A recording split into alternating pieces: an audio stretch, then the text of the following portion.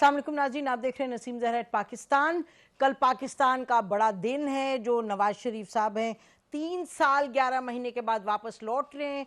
वो एब्सकॉन्डर भी थे, कॉन्विक्ट भी थे, लेकिन कल उनके जो अटर्नी है उन्होंने जाके प्लीड किया कोर्ट में और उनको फिर यानी रिलीफ मिली है 24 अक्टूबर तक। अब वो कल आएंगे, इस्लामाबाद लैंड करेंगे, उसके बाद लाहौर जाएंगे, जलसा करेंगे। तो अब कल एक नया सिलसिला शुरू होगा। जाहिर है सबको इंतज़ार है कि नवाज शरीफ साहब तकरीर में क्या कहेंगे, लेकिन अभी आप देख रहे थे जैसे पीपल्स पार्टी की एक तरफ नाराज़गी है, तो नाज़रीन ये भी सिलसिला साथ साथ चल रहा है। और अभी प्रोग्राम शुरू होने से पहले हमारे जो स्टीम्ड पैनलिस्ट हैं वो बात कर रहे थे। शेख रशीद साहब का जो इंटरव्यू है वो चल रहा है, एज यू सी दिस, वो एक और चैनल पे चल रहा है। इस पर सब पर बात करने के लिए हम बहुत खुश हैं कि बड़ा ज़बरदस्त पैनल है। और पैनलिस्ट का कहना था कि आपने तो मीनार पाकिस्तान का जलसा इधर ही कर दिया है, आप तय कर लें कि जलसा है या नहीं। बट ब्रेकिंग द सीक्वेंस में सबसे पहले नुसरत जावेद साहब को करना चाहती हूँ इंट्रोड्यूस। और आई एम पर्टिकुलरली हैप्पी कि हमारे साथ हैं आज, क्योंकि इन्होंने तारीख़ देखी है जो पाकिस्तान की पिछले 30-35 सालों में, और फिर वो जो तारीख़ को इंटरप्रेट करके और ठोक के बात करते हैं। ना वो किसी के हक में, ना किसी के अगेंस्ट है, और ना उनको किसी से डर है। बहुत शुक्रिया नुसरत। और नाज़रीन मतीउल्ला जान बैठे हैं, सीनियर एनालिस्ट हैं, अपना प्रोग्राम करते हैं न्यू टीवी पे, और उससे ज़्यादा अपना MJ TV। शुक्रिया नुसरत, शुक्रिया मती। हमारे साथ जदून साहब हैं, farmer attorney general Jahangir Jadoon साहब, बहुत शुक्रिया। और last not least Shoaib Shaheen, senior lawyer हैं, मेंबर कोर कमेटी PTI, बहुत शुक्रिया। नुसरत साहब, अभी आप लोग डिस्कस कर रहे थे शेख रशीद साहब का जो इंटरव्यू चल रहा है एज वी स्पीक एक और चैनल पे, क्या कह रहे हैं नुसरत? ये अभी बंगर साहब का भी सामने आ गया, उससे पहले भी आप देख रहे हो। देखिए बीबी, मैं कोई इसके बारे में तो दो मुख्तलिफ वर्जन चल रहे हैं ना, तो मैं दोनों वर्जन्स के बारे में क्लियर नहीं हूँ। एक बात। दूसरी बात ये है कि मैं दयानतदारी से कह रहा हूँ कि मुझे ज़ाती तौर पर दोनों वर्जन के जो बुनियादी किरदार हैं उन दोनों मुझे बहुत प्यारे हैं। मुझे यानी कि मेरे लिए बहुत मुश्किल है मैं ये तय करूं कि उन दोनों में से सच कौन बोल रहा है और झूठ कौन बोल रहा है। अच्छा, तूरा मुनीब का तो इंटरव्यू भी चल रहा। जी, मैं वही जो मैं अर्ज़ कर जी रहा हूँ, जी तो जी, ये मैंने बिल्कुल जानबूझ कर नाम नहीं लिया, आपने नहीं, अच्छा मैंने किया, कहा क्लियर कर लोगों को दिया। पता लेकिन हो। चले लेट्स बी वेरी क्लियर, मेरे लिए बहुत बहुत बहुत डिफ़िकल्ट है। एंड मती would also bear me out कि ये मेरी वाकई ये मेरी यानी कि जेन्युइन फीलिंग है, वरना मैं कह देता कि यार मेरा ये ख्याल है कि ये। लेकिन ये जो एक पैटर्न डेवलप हो रहा है ना, ये कोई इतना अच्छा नहीं है। अब मैं इसके बारे में भी कंफ्यूज हूँ। देखिए, जब मैं बहुत यंग रिपोर्टर था, रिलेटिवली 1983 की बात है, तो एक तहरीक थी मूवमेंट फॉर डेमोक्रेसी, MRD। तो पंजाब में तो वो फुस हो गई थी 3-4 दिन बाद ही। वो ये कि अज खुद गिरफ्तारियाँ आप रज़ाकाराना वॉलंटियर करते थे, तो यहाँ रावलपिंडी के कमेटी चौक में आप गिरफ्तारी देने के लिए अचानक एक नमूदार होते थे और आपको गिरफ्तार कर लिया जाता था। तो मैं उन 2-3 रिपोर्टर्स में शामिल होता था जिनको पता होता था कि आज कितने बजे कौन से कारकुन ने गिरफ्तारी देनी है। तो इत्तेफाक ऐसा हुआ कि मेरे साथ गवर्नमेंट कॉलेज में उन दिनों एक नौजवान वो पढ़ता था, तो वो CSS, वो ज़हीन था, मेरी तरह बेवकूफ़ नहीं था, सहाफ़ी नहीं बना, तो वो CSP बन गया, तो वो असिस्टेंट कमिश्नर था।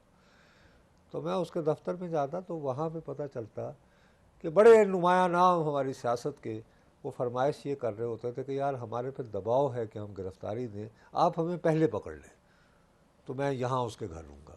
अब मुझे ये समझ नहीं आ रही कि ये जो लोग अचानक गायब होते हैं, ये पहले बरज़ा गायब होते हैं और फिर बाद अज़ा जब मुकमुका होता है या आते हैं, या ये कि इनको बाकायदा प्लान के साथ वो पहले उठाया जाता है और फिर इनको कोर्स किया जाता है, कुछ दिखाया जाता है, या क्या होता है। अब मैं क्या करूँ इसके बारे में। लेकिन जिस अंदाज से ये हो रहा है, ये नसीम बीबी आपके यहाँ सियासत को गंदा कर रही है, पार गेम को बारबरस, वो fall of the Roman Empire के ज़माने में ले जा रही है, जहाँ पे या तो ग्लेडिएटर्स होते थे, या नगमे होते थे, या वहशत होती थी। तो एक डिसेंसी का टोटल ख़ात्मा है, और ये एक रडरलेस, बग़ैर किसी मंजिल के ये एक चली जा रही है। ना खूबी है ड्राइवर, ना इंजन की खूबी, बस चली जा रही है खुदा के सहारे।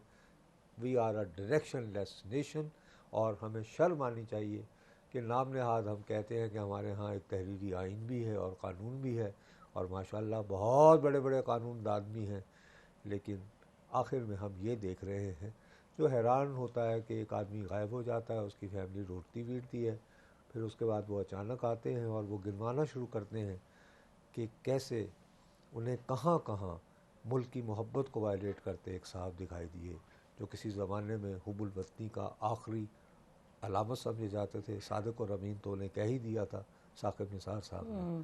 तो अब समझ नहीं आ रही, बखुदा मैं confuse. I am being very honest with you, वरना मैं अगर कोई विज़डम होता I would have shared it. जी जी, नहीं बिल्कुल आप सही कह रहे हैं। मेरा ख्याल है बहुत से लोगों की दिलों की बात की अक्कासी आप करें। मती, इस सब में मियां नवाज शरीफ साहब आ रहे हैं और उसमें उनके आने पे ज़रा सुन लिए कि एतजाज़ एहसन कह रहे हैं।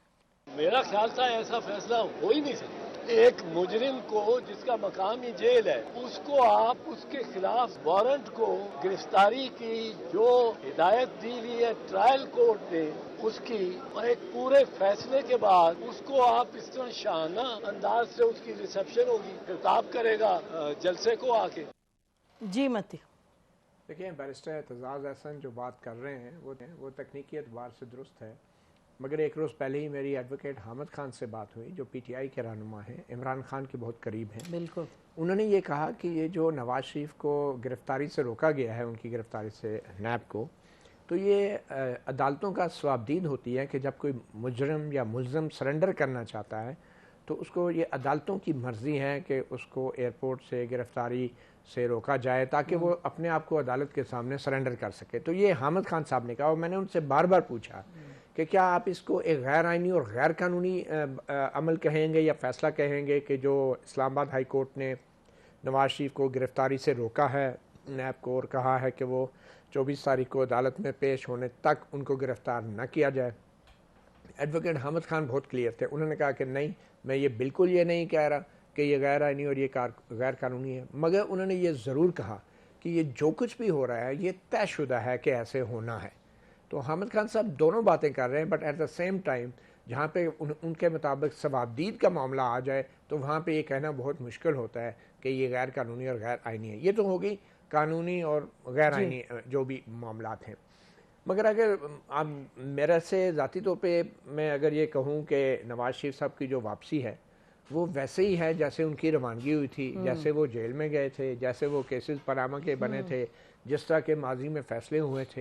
ये पूरा सिस्टम ही इतना पॉल्यूटेड हो चुका है कि अब अगर तहरीक इंसाफ जैसे लोग या तहरीक इंसाफ के चेयरमैन या उनके लीडरान जो खुद इस सिस्टम को करप्ट करने के बानी हैं और जिन्होंने इस सिस्टम की करप्शन की बुनियाद रखी कंस्पिरेसी करके 2014 के धरने से लेके, अब वो इस सिस्टम से अगर ये तवक्को कर रहे हैं ना कि ये सिस्टम अचानक से अब इंसाफ देना शुरू हो जाएगा और मेरिट पे फैसले करेगा, तो या तो वो हमें बेवकूफ़ बना रहे हैं या फिर वो खुद बेवकूफ़ हैं।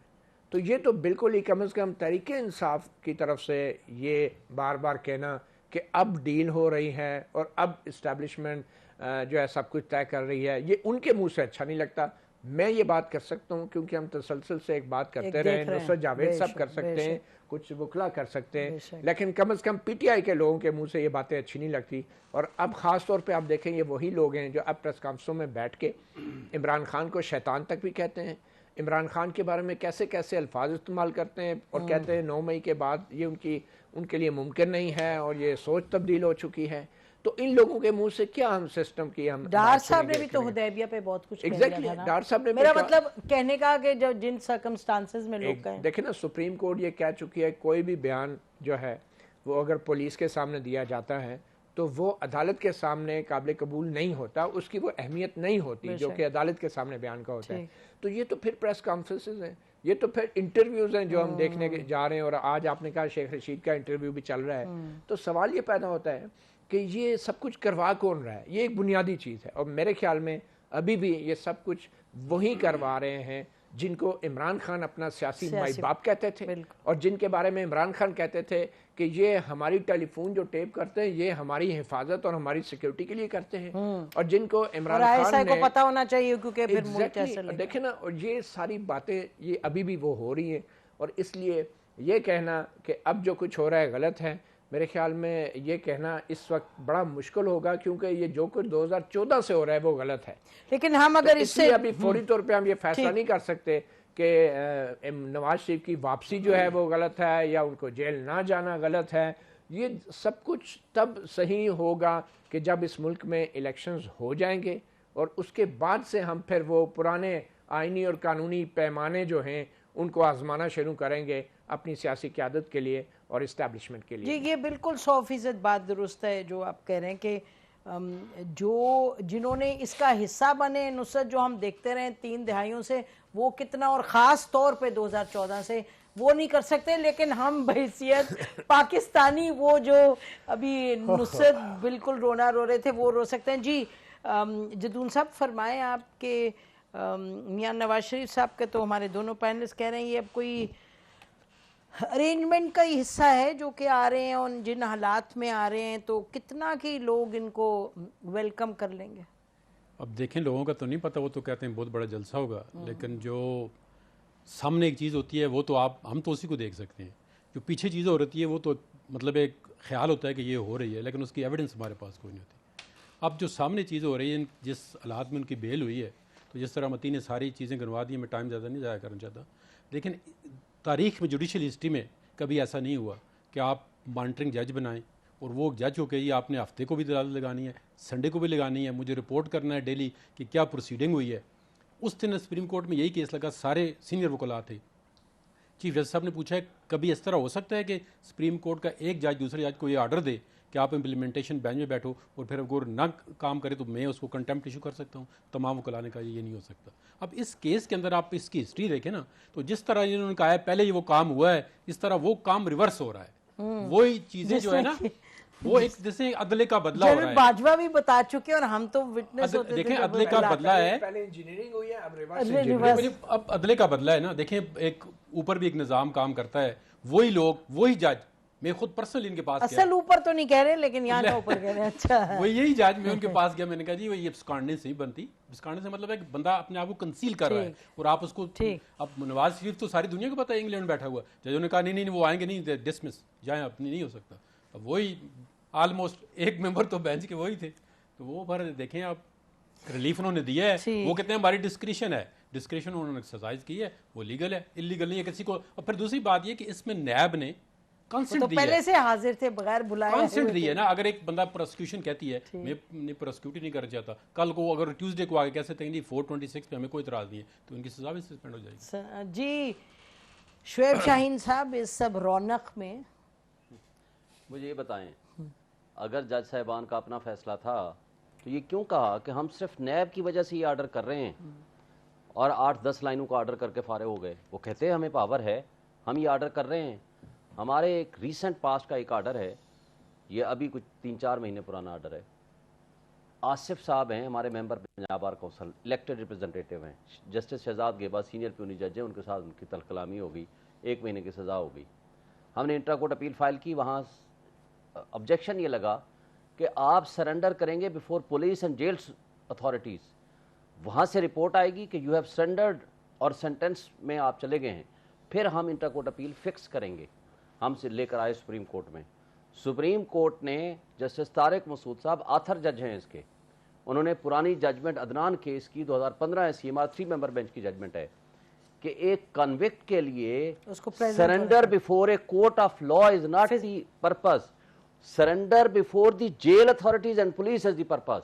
आप हालांकि 1 महीने की सजा तो काबिल जमानत जुर्म है ना, 1 महीना को तो वही जज जो सजा दे रहा होता है वही सस्पेंड कर दिया करता है, लेकिन वो नहीं माना, फिर उसने सरेंडर किया, फिर जाकर के हमारे अपील लगी। तो बात ये लेकिन यहाँ इन्होंने जो कहा है जज साहिबान ने, ये पिटीशन मेंटेनेबल नहीं है, लेकिन इसलिए हम दे रहे हैं कि नैब आ गई है। लेकिन एक बात और, नैब इज नॉट ए पार्टी, क्योंकि ये रियासत का मुजरिम है, रियासत के इदारों ने उनको जेल में लेकर जाना था। नैब का मामला उस वक्त आएगा कि जब अपील रेस्टोरेशन आएगी या उसमें सस्पेंशन ऑफ जजमेंट आएगी। नैब का आ जाना, उसकी स्टेटमेंट ले लेना कोर्ट का और ऐसा ऑर्डर करना on the face of it, ये इलीगल भी है, अनकॉन्स्टिट्यूशनल भी है। चलें जी, फिलहाल तो ये मामला नाज़रीन इस पे तो हमने कर लिया। नवाज शरीफ साहब के आने के साथ साथ हम देख रहे हैं पीपल्स पार्टी में और पीएमएलएन में काफ़ी एक पीएमएलएन में तो कम लेकिन पीपल्स पार्टी की तरफ से शिकायत बहुत हैं। सुनिएगा कि बिलावल भुट्टो क्या कहते हैं। मुतालबा है कि जिन्होंने पाकिस्तान का आईन तोड़ा उनको सजा मिलना चाहिए। एक ही मुतालबा होगा कि इलेक्शन करो, डेट दो, स्केड्यूल दो, अवाम को अपना वोट इस्तेमाल करने दो। इलेक्शन का बार बार ताखीर वोट की इज्जत नहीं, वोट की बेइज्जती।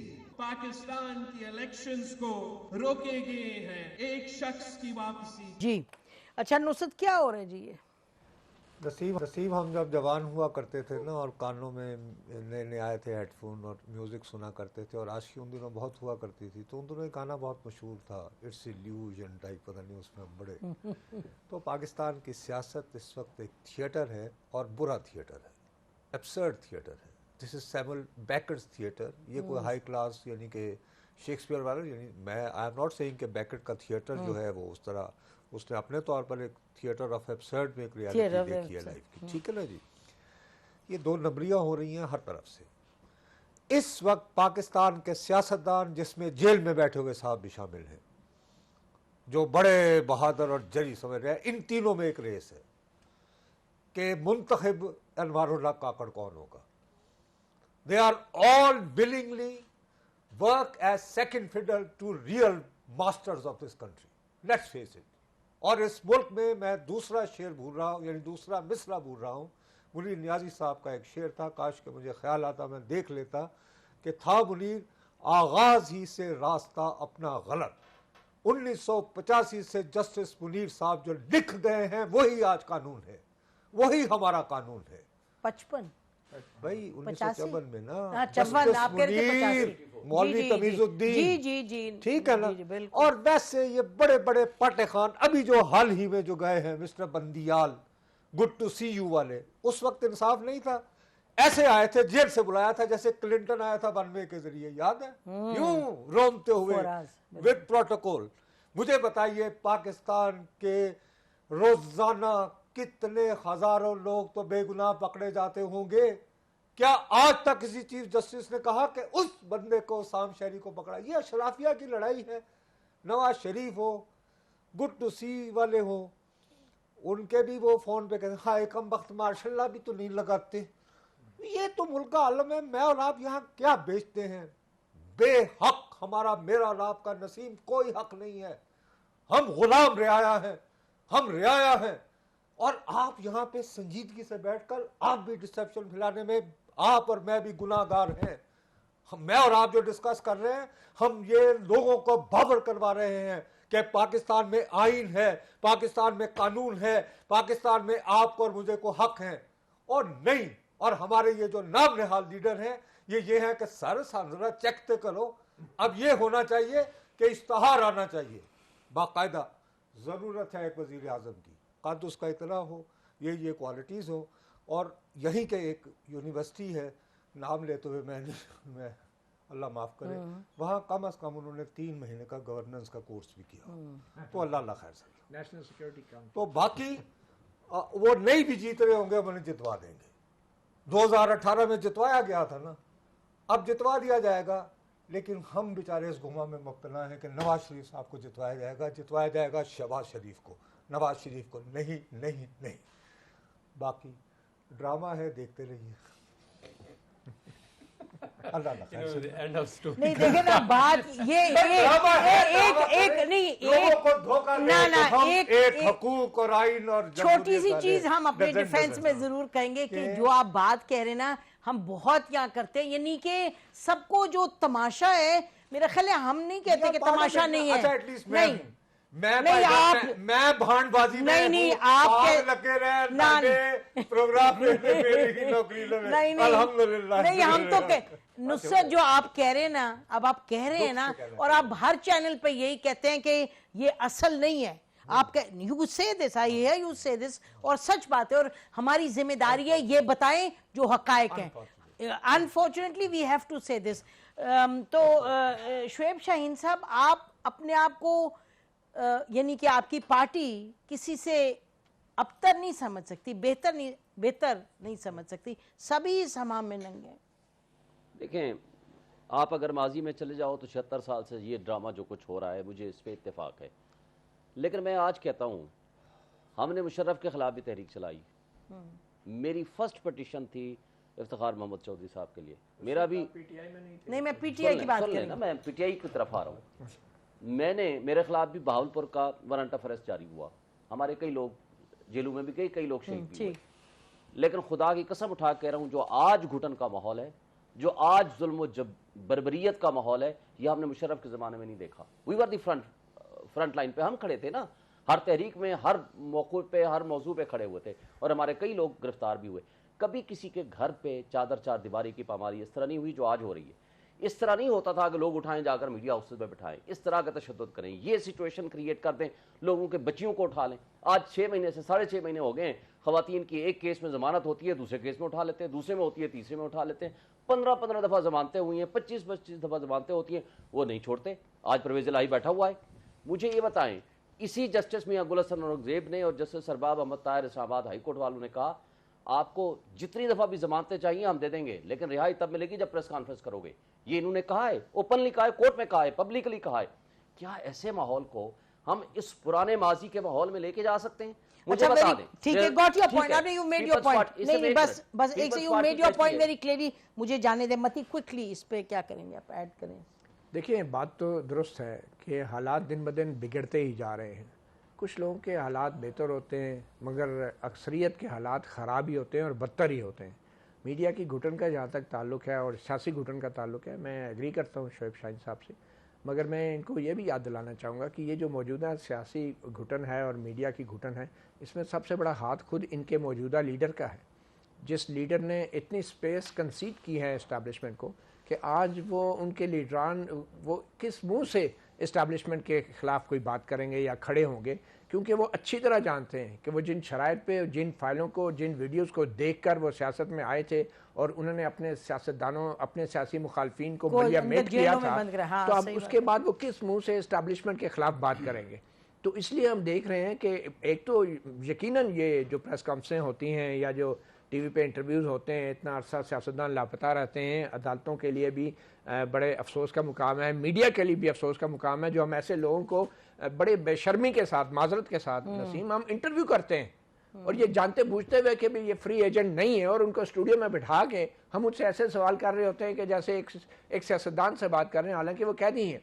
मगर मैं फिर ये कहूँगा, इस सारी सूरत हाल का जिम्मेदार वही लोग हैं जो आज इस सूरत हाल की वजह से भुगत रहे हैं, और इनको जब तक बर्मला अपनी गलतियों का एतराफ़ नहीं करेंगे, जब तक पीटीआई की लीडरशिप अपनी गलतियों का अवाम से माफ़ी नहीं मांगेगी, उस वक्त तक अवाम के लिए भी समझना। आप नुसरत जावेद साहब भी बार बार कह रहे हैं मैं कंफ्यूज हूँ, मैं क्या करूँ, ये सारा ड्रामा है, और ये दुरुस्त कह रहे हैं ड्रामा है, क्योंकि इसमें सबसे बड़ा जो ड्रामेबाज है वो अपनी गलतियों को तस्लीम करने के लिए तैयार नहीं है। उसके बाद जो दूसरे नंबर पर ड्रामेबाज हैं, जो दूसरी सियासी जमातें हैं जो आ रहे हैं, वो भी अपनी गलतियों को तस्लीम, बल्कि उनको दोहरा रहे हैं। वो तो मैं इस हद तक नुसरत साहब से भी एग्री करता हूँ और शोएब साहब से भी। खबरें ये हैं कि ख़ास ट्रेनें चली हैं कि बलूचिस्तान से भी लोग आ रहे हैं, सिंध से भी आ रहे हैं, और हमारे कॉलीग हैं जावेद चौधरी साहब, उनका हम वीलॉग देख रहे थे, उन्होंने कहा कि अब वो यकीन था उनको कि बिल्कुल ऐसा फ़कीदुल मिसाल उनका वेलकम होगा। उन्होंने कहा बड़ी ज़बरदस्त होगी जो रैली है और जो मीनार पाकिस्तान में लोग जमा होंगे। उन्होंने कहा क्योंकि इस्टेब्लिशमेंट, लोगों को पता चल गया है जब नवाज शरीफ साहब को रिलीफ मिली है कि अब इस्टेब्लिशमेंट उनको सपोर्ट करी है, तो इस वजह से अब बड़ी दुनिया आएगी। तो चले, वो कहते हैं मियाँ दे नारे वजनगे, उसके बाद क्या होगा, what is the next step, होना क्या चाहिए? नुसरत जावेद साहब, ओवर टू यू। और बीवी आप क्यों मरवा रही हैं, मैं आपसे अर्ज़ कर रहा हूँ कि वो सही कह रहे हैं जावेद चौधरी साहब। माशाल्लाह हम अच्छे खासे बड़े डिसेंट किस्म की गुलाम कौम है। आप देखिए 5000 साल का पैटर्न देखें तो वो गज़नी से चलते हैं ना पहले, तो फिर वो लाहौर में पहले क़याम करते हैं, फिर दे टेक टाइम, यहाँ पे फिर इकट्ठे करके ना फिर लोग आके तो फिर दिल्ली की तरफ बढ़ा जाता है।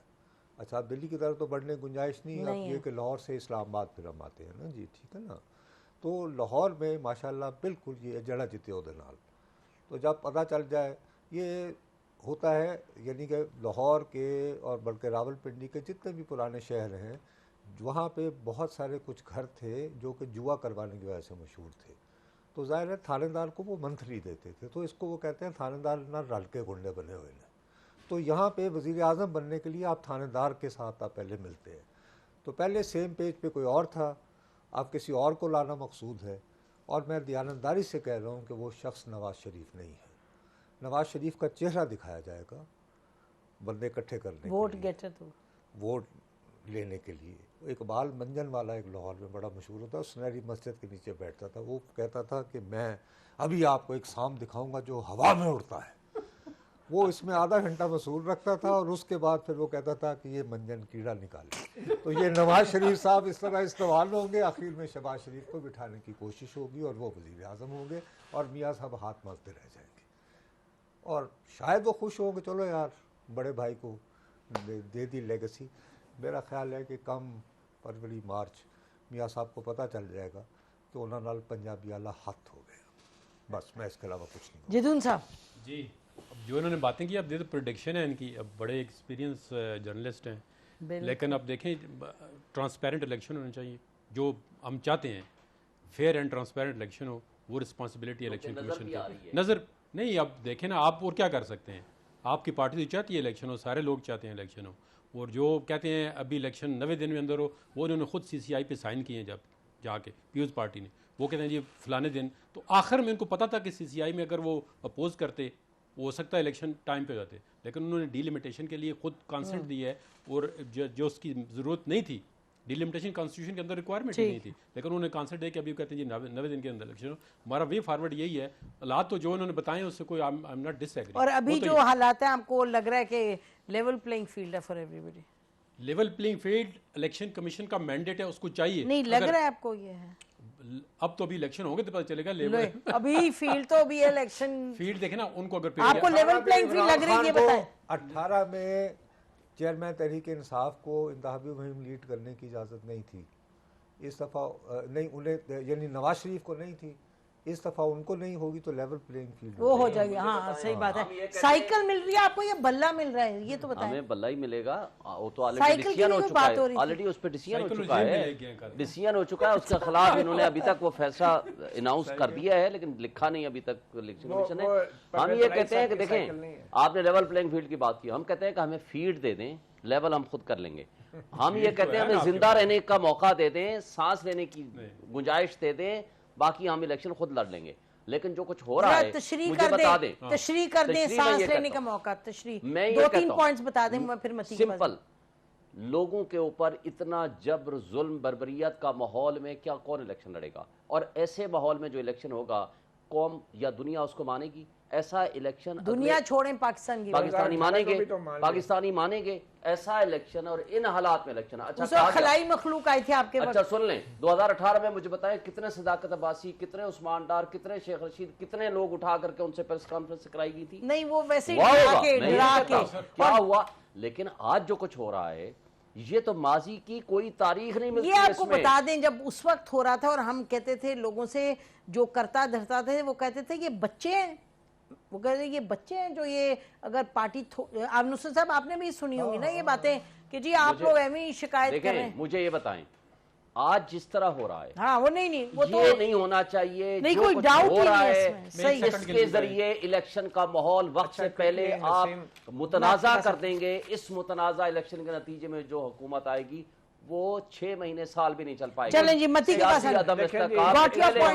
इस मुल्क में मुतनाजा हुकूमतें पहले भी आती रही हैं, और एक फौजी आमर से ज़्यादा मुतनाज़ा हुकूमत क्या होगी? 11 साल चलती रही है। ये 2018 की जो आई थी कितना साल चल गई, ये भी चल गई। तो इससे मुझे इसी बात का तो अफसोस है कि हर मुतनाज़ा हुकूमत भी चलेगी। मसले का हल अगर वन लाइनर में आप पूछे ना, ये इतनी प्रेस कॉन्फ्रेंस और इंटरव्यूज़ मीडिया में, जबरी इंटरव्यू इसको मैं कहूँगा, ये जबरी इंटरव्यू और जबरी प्रेस कॉन्फ्रेंस कराने की बजाय अगर जनरल बाजवा और जनरल फैज़ को मेरे और नुसरत जावेद साहब के सामने बिठा दें तो एक इंटरव्यू से सारे मसलों के हल निकल आएंगे। मेरी तो किसी दिन शायद वो भी भेज दे अपने। मुझे सवाल ही पैदा नहीं होता। ये आएगी। मैंने अभी कुछ रोज पहले इत्तेफाकन, वो मशहूर शादी नहीं, एक और शादी यानी 15 दिन पहले, मैं please let me be very clear, वहाँ जाने का इत्तेफाक हुआ। वहाँ कोई 2000 के करीब मेहमान थे, 2000 प्लस, ठीक है। उस हॉल में जनरल फैज़ साहब जब तशरीफ़ लाए तो बखुदा उनके साथ रिकॉर्ड नंबर ऑफ सेल्फीज़ मैंने लोगों को बनाते देखी, और जाहिर है कि ये उनकी बरादरी से मेरी मुराद उनके शोबे के लोग थे। तो बात यह है कि हम लोग बड़े मौका परस्त होते हैं। अगर मुझे ये पता हो, we are very career driven people, मुझे ये पता हो कि सेल्फी उठाऊंगा तो मेरा भी कैरियर खतरे में पै सकता है, तो मैं कभी ये हरकत नहीं। बिल्कुल ठीक कह रहे हैं, आ गई समझ? बिल्कुल तो वो देखने के बाद, वो ज़िंदगी में पहला मौका था जब मैंने उन्हें देखा। वैसे तो मैंने वही देखा था, वो चाय पीते हुए टीवी। नुसरत, आखिरी पॉइंट में आपसे वन लाइनर पीपल्स पार्टी पे करते हैं फॉर क्लोज इशू, क्या हो रहा है? उन्होंने सिंध सेव कर लिया है मेरा ख्याल है। अच्छा ठीक है जी, तो अब आप यही कुछ कह काफ़ी रहे है। हैं? एक लाइन। मैं ये कह रहा था कि शाहीन साहब कहते हैं कि ये डिपुटेशन पे आए थे हमारी पार्टी में और ये वापस जा रहे हैं। ये इनकी अपनी सेंग है, कहते हैं जी हमारे पास जो लोग आए थे उस वक्त वो डिपुटेशन पे आए थे, तो अभी वो वापस जा रहे हैं। उठाए जा रहे हैं, पता है, they are not the हकायक अब deputation कहने, list. वो कहे जो ना आज कहे। उठाए जा रहे हैं, जो कुछ आज जुल्म हो रहा है, ये नहीं आप इनके अपने बारे दिल में से नहीं जाते चाहता। डेपुटेशन से मैं कर शाहीन से सिर्फ ये कहूँगा, तो शाही है बसेरा कर पहाड़ों की चट्टान। चट्टान। इस्लामाबाद पहाड़ों की चट्टान नहीं है। बिल्कुल ऐसी है। आप लोगों का बहुत शुक्रिया प्रोग्राम में आने का। नाज़रीन, करते हैं प्रोग्राम। खुदा हाफिज़। पाकिस्तान जिंदाबाद।